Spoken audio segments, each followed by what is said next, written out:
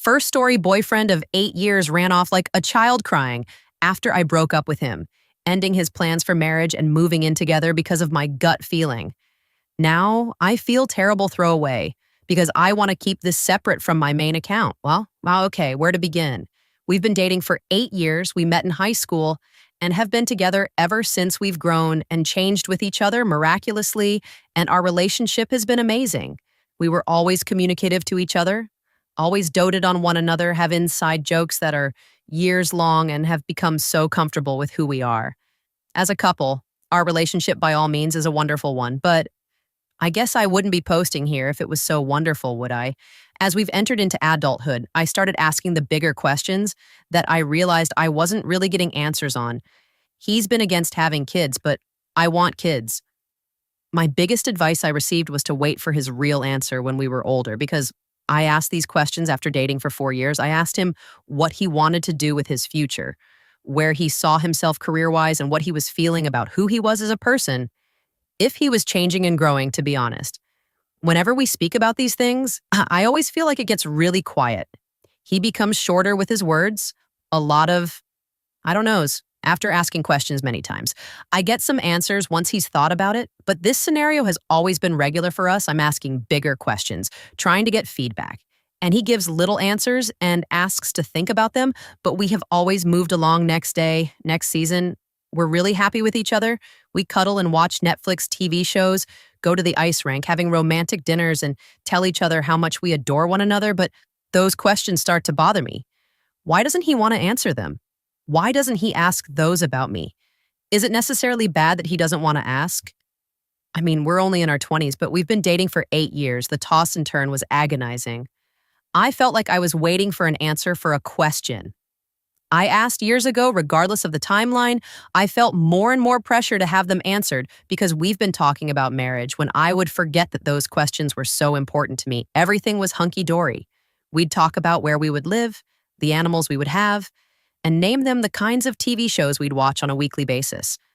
I pushed the issues I had been feeling in my core back inside because I figured if I'm a patient girlfriend, a loving one, a supportive one, our relationship will get better. How long we've stayed together is testament to our ability to grow together. We've done it this long. Why wouldn't it continue happening? But it hasn't. It really hasn't, guys. This last weekend, something snapped. We were looking for places to live. We had 3 appointments. I was looking around the apartment, looking at the kitchen, looking at our bedroom, when we kissed each other goodbye after a post-appointment cuddle nap, and I went back home. I burst out crying in the car.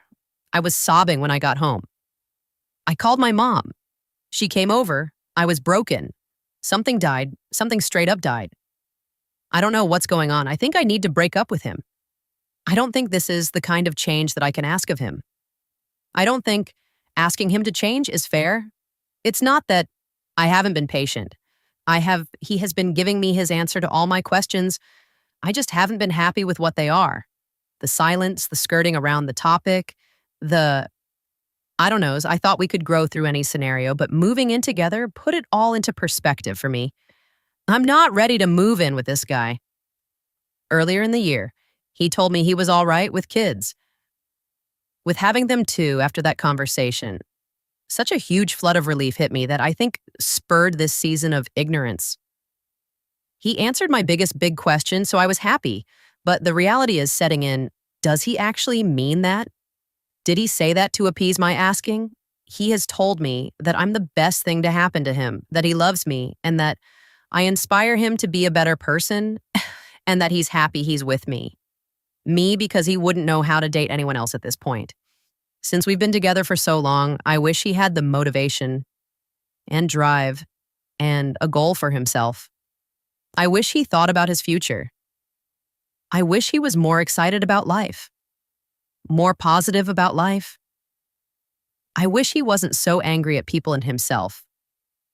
I wish he approached his problems readily and openly. I wish he was more emotionally available. I wish I knew how to do this without destroying him, because I think his family would all turn on him.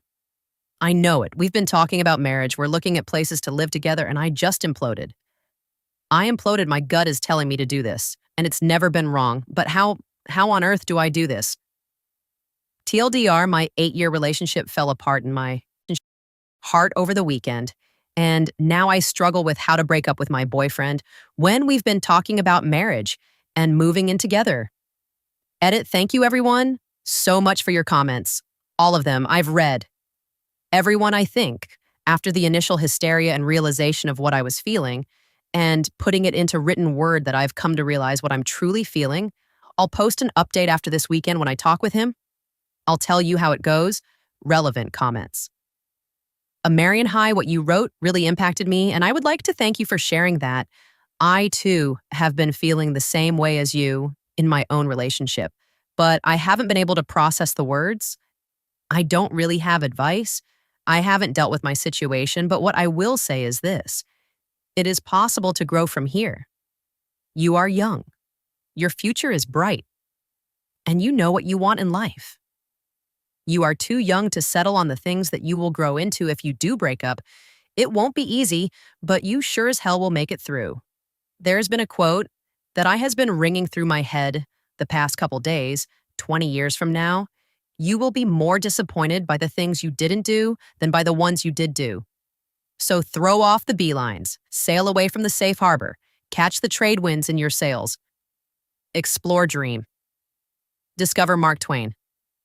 I hope that you find what is best for you. Up. I couldn't even read that entire quote. I started tearing up. There are two sides to me. The side that is firm in her decision, understands she made it long ago and was waiting for the other half of me to wake up.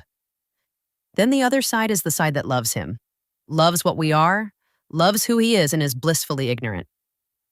Thank you for your encouragement. There is growth that can come from this. I don't want to settle. I don't want to be happy. I just thought it was him for the longest time. And now it's not.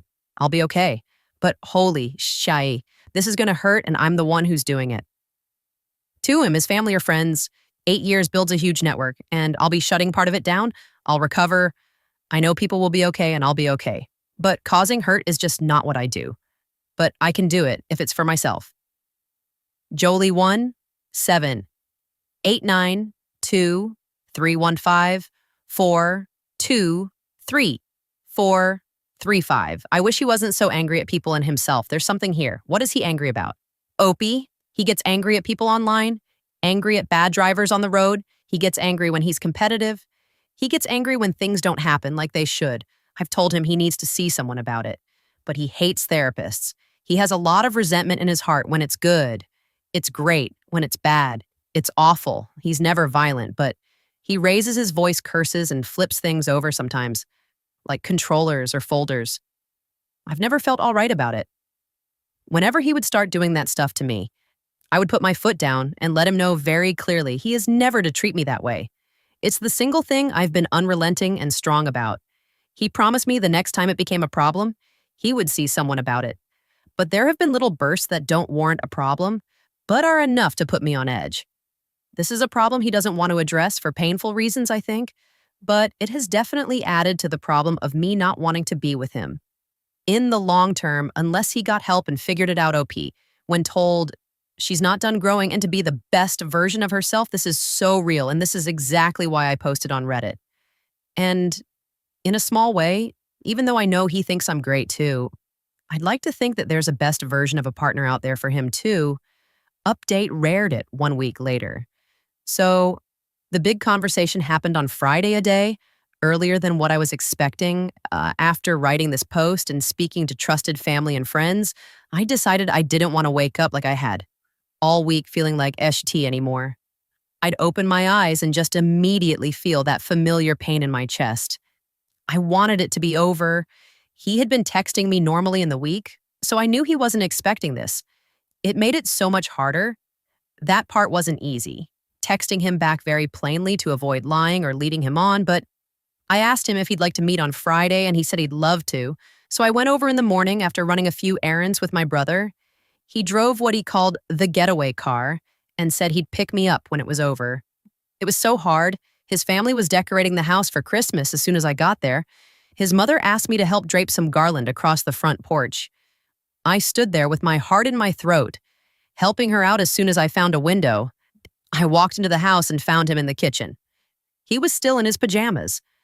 I asked if we could talk in his room, and he said sure. He wrapped me in a hug and rubbed my back, and it took everything not to cry. Right?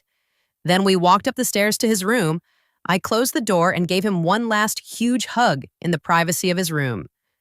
I took a breath and then asked if we could sit down. I sat crisscross and began. I told him that I had been in so much pain. Since we came back, after looking at places to live together, I told him that I didn't think we should live together. I told him that was because I didn't think we should be together. I told him it wasn't his fault, that this wasn't because he had something wrong. I told him I felt like there was something wrong with our relationship and that I knew moving in together wasn't the right choice for us, and ultimately committing to each other, like that wasn't the right choice for me. I told him that I wasn't able to commit to him. In that way, when the choice came, I told him that it wasn't a smooth transition, that this decision came all at me at once, like a freight train. I told him that I was sorry. He asked me why I was doing this. He looked absolutely shocked. He told me he thought everything was perfect and that he didn't understand why I was saying this. He asked me where we should go from here. I told him I wanted to talk this out. Since we've been together for so long, I told him I wasn't going to waver in my decision because I felt like it was the right choice to make. But I wanted to talk it out. Instead, he went to his dresser, got out of his pajamas, got into a change of clothes, grabbed his backpack, and left. His mother asked him for more Christmas help, but as far as I knew, he walked by her. I sat there in shock. I guess before he left, he said, "See you Saturday," because our friends were having a Friendsgiving.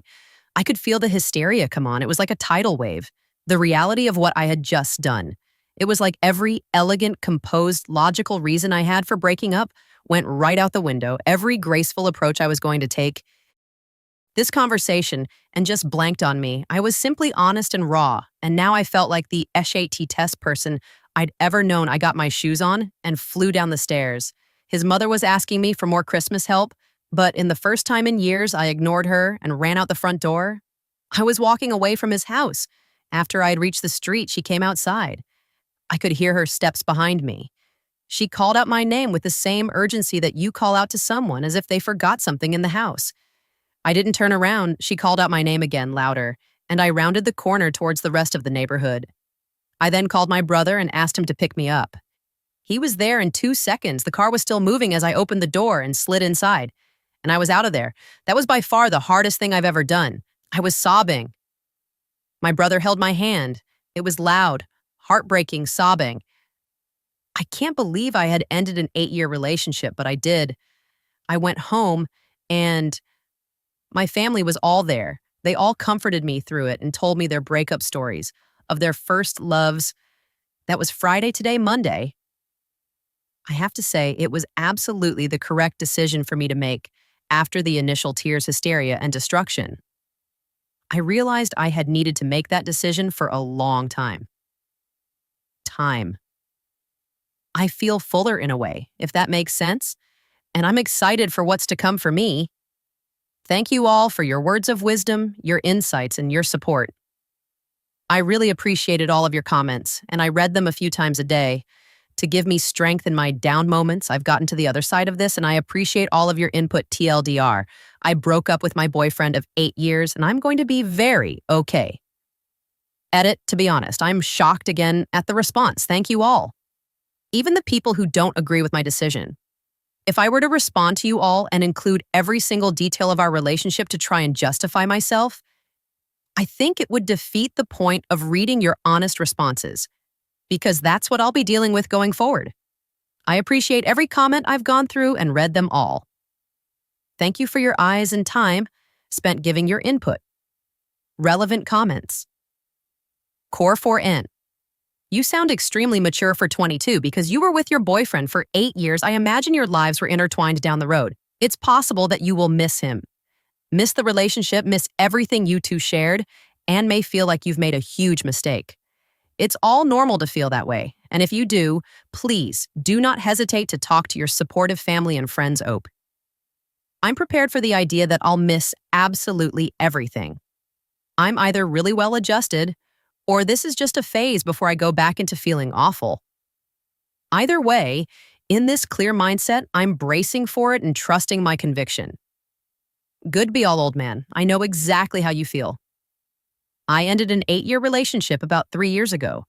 While I broke the news to him, there was this loud scream in my head to stop, stop, stop.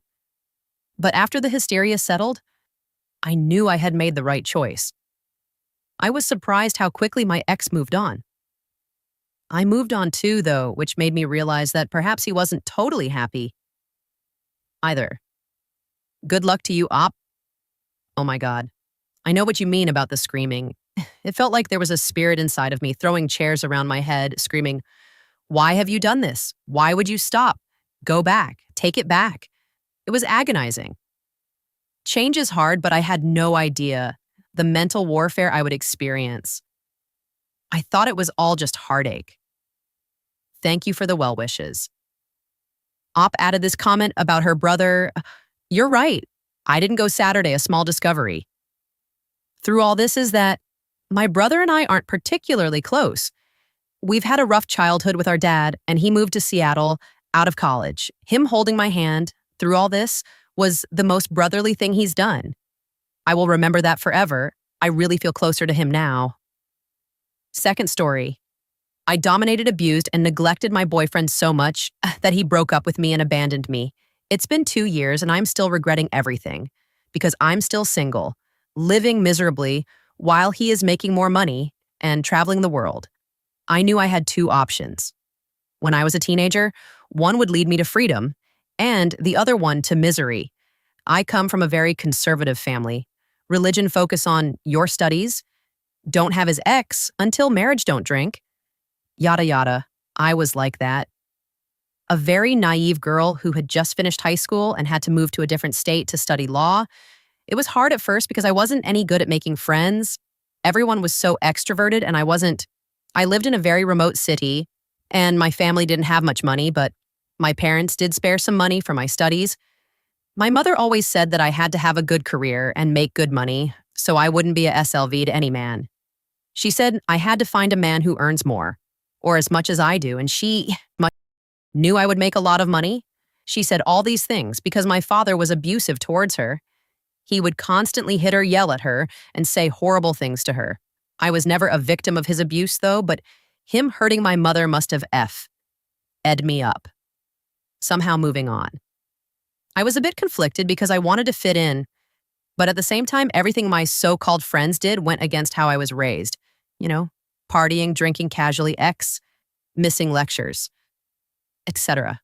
I told them repeatedly about my upbringing, and they told me that I was living in a 1980s farm and that the world had changed and that what I had learned was just lies to keep women in the house.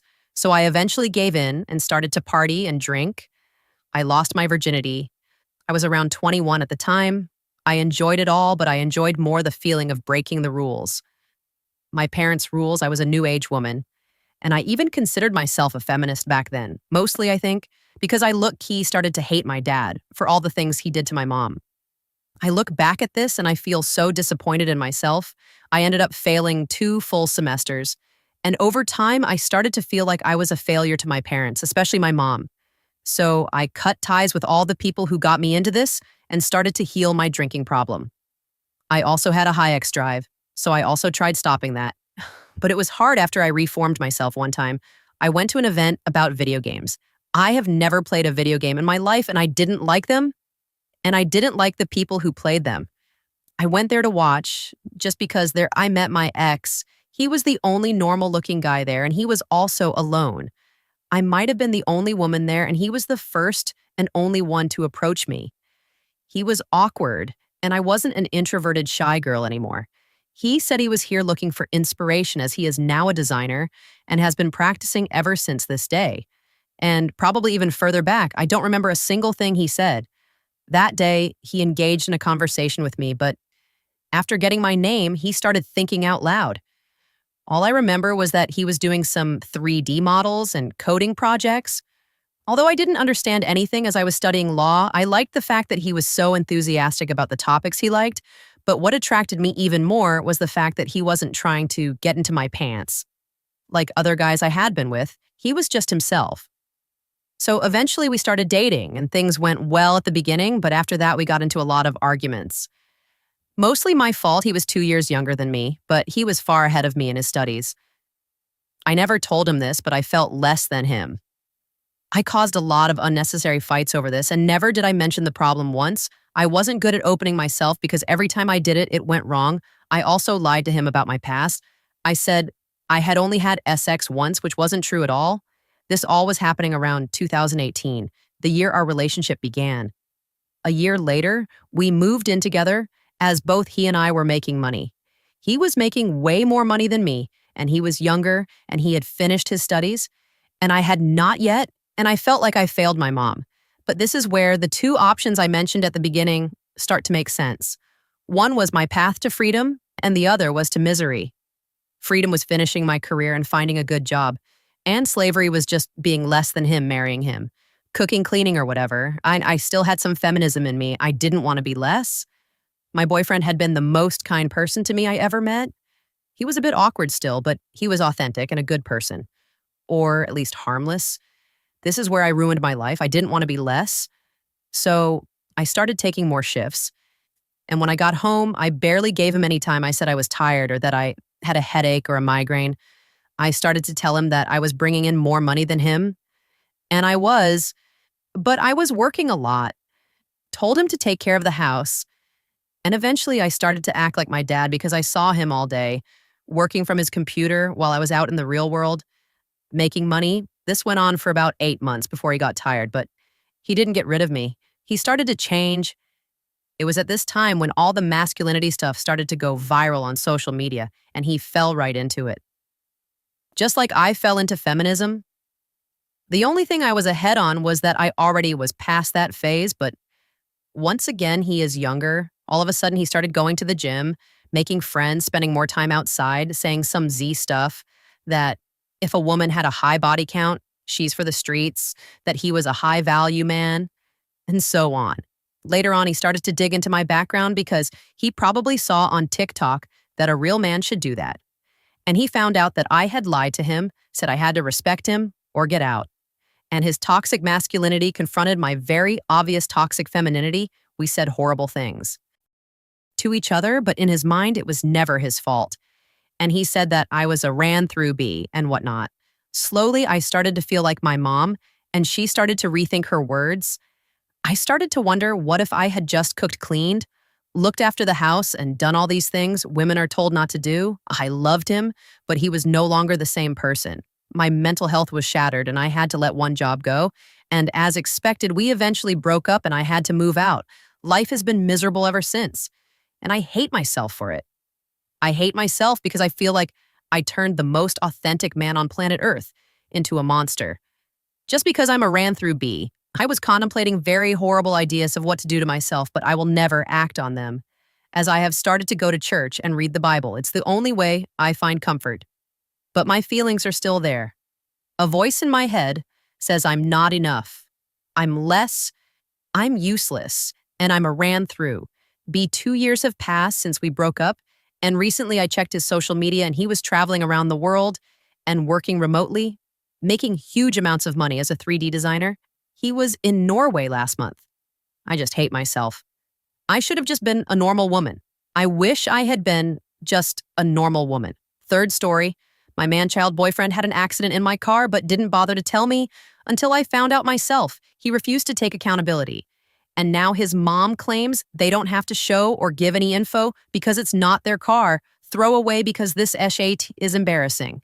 As F, I have been with my boyfriend, 32F, 35M, for a little over 3 years. Every once in a while, I will let him drive my car when his is low on gas, or if he has the good parking spot and doesn't want to move, etc. A couple of weeks ago, I got a call from my insurance company letting me know they needed a statement about the accident.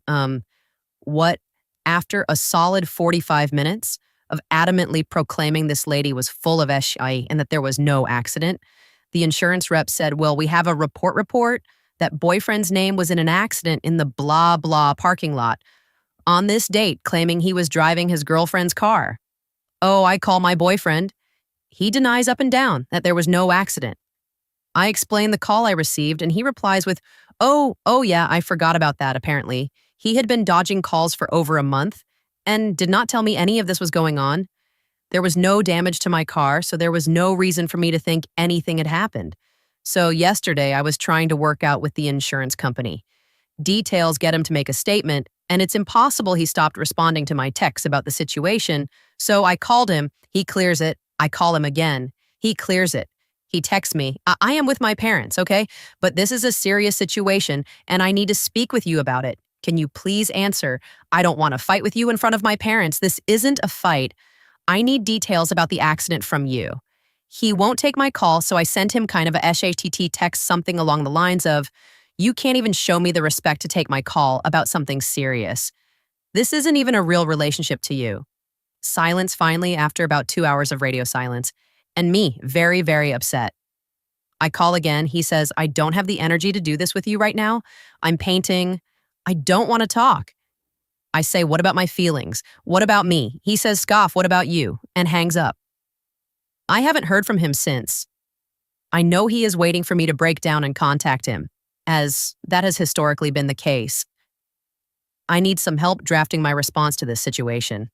I am frozen in shock and pain and am at a loss on what the next step is. Update, it is 12:15 p.m. my time, and still not a word from this fool. He gives no FS. I am done. Second update, so he contacted the text. I just got, was we have the kind of love that was forged in adventure and sealed in the bedroom? What, no mention of the accident or the fight? How do I even respond to this relevant comment storm? Mulan, he's 35. Seriously, dump his asses. He got into an accident in your car, didn't tell you, denied it. Acted like he forgot, and then wouldn't speak to you about it. Wow, I can't even express how fast I'd be out of that relationship. Cash Nelson, 898. Okay, but like the last message he sent her, we have the type of love that's forged in adventure and sealed in the bedroom, is a quote from the Netflix show Disenchantment Op. It wasn't even an original lame ARS week. ARS line. Oh, hell no. 9R Rabbit is your name. Gwen John Honey 420. Do you know the extent of the damage on the other car or a possible contact? Maybe directly speak to the owner of the other vehicle out from what my insurance says. The lady just wants her deductible paid out $500 to get her bumper fixed. Dumb BF says that it was barely a scratch. So that seems like a lot of money. I like the idea of talking to the chick directly, top comments, blah, blah. Hannah, are you absolutely positive that he isn't actually 3 children in a trench coat? Op? Oh my effing God, I'm crying. Laughing at this update next day. You guys, I can't. First of all, I want to say a huge thank you for the responses I received on my last post. It is below for your reference in case you missed the comedic ST show that is this recent life experience. I was straight up blown away by the support, suggestion, and compassion I was shown by total strangers. Some of you had me dying, laughing in one of the SAT tie times of my adult life. A very kind gentleman from Scotland even offered to pay for my daughter and me to go out to a nice meal together because he noticed in the thread that I mentioned I was a single mom. Reddit rules. So I know most of you said ghost him, but I just couldn't. While undoubtedly that is what he deserved, I needed to hear from his perspective why he thought any of this was okay before I could close the door.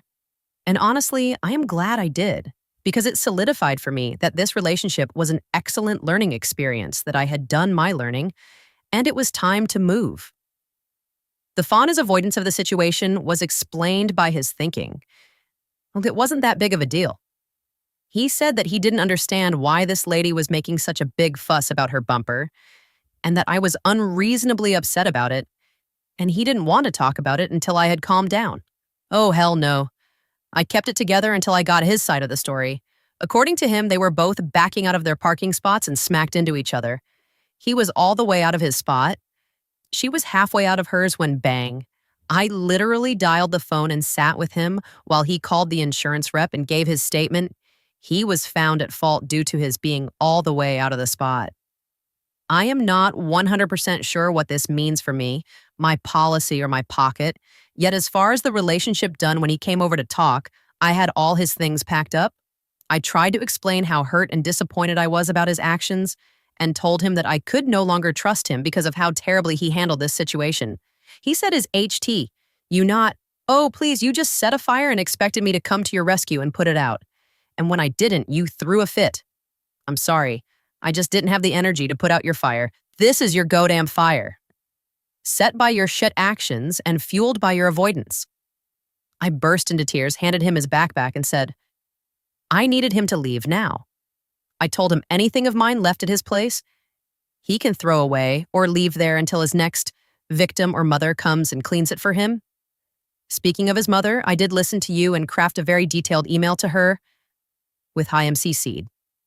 I explained what happened and then asked her for his driver's license number and policy name and ID number, just in case it's needed. Her response was, I am very sorry that you are having to deal with all this, but I don't see how this is our problem. If it was your car, I feel like this whole family is a bunch of lizard people sent to Earth to make me question my reality anyway. Single at 32. Again, woot. I am sad as F, but trying to focus on the plus side, as someone said, cutting a bunch of dead RS weight, thanks again for all the love and laughs. Oh, and yes, once it is determined how much this is going to affect my rates in my pocket, I will be taking his cartoon quoting RS to small claims court. I have already spoken to my attorney about it. Much love. Pixie relevant comments. T3 HDZN. I don't see how this is our problem if it was your car. Well, we found where he gets it from. Oh, peace, seriously. Here's the thing. If it had been me in his car, you best believe his fam would expect me to pay for any damages. And they have stupid money, lizer, HCT balls, this is crazy. And his mom? I guess you don't have to wonder how he ended up like this. Best of luck to you. And in the immortal words of my late father, better alone than with an Arlo P. Thank you. Yeah, his mom never really was my biggest fan, but I didn't expect a total shirk of responsibility here. JFC Super Crazy 07, that sucks. I mean, it's baffling that he can't just own up to a fender bender. They're pretty common, and while a small hassle, ultimately not a big deal, on the plus side, you've obviously dodged a huge bullet op on the real. Something that would have taken up 30 minutes of my life has now ended a relationship and resulted in a lawsuit because this MFR can't face reality Wolf Winter. Honestly, you sound pretty badass. And your ex-boyfriend sounds like a 12-year-old child? Good riddance, Opie. I think I'm all right. My kid. Adore me, my dog thinks I'm cool, and Reddit has been pretty good to me the past couple of days. I can't be a total wank. Right? Thanks. Last I saw Crashy Child, he was carrying a shuff bag full of cologne bottles and gym clothes back to his car like a Jersey Shore audition. Reject, thank you for watching the video. If you are interested in listening to these kinds of stories, we've got more in store for you. Simply subscribe to our channel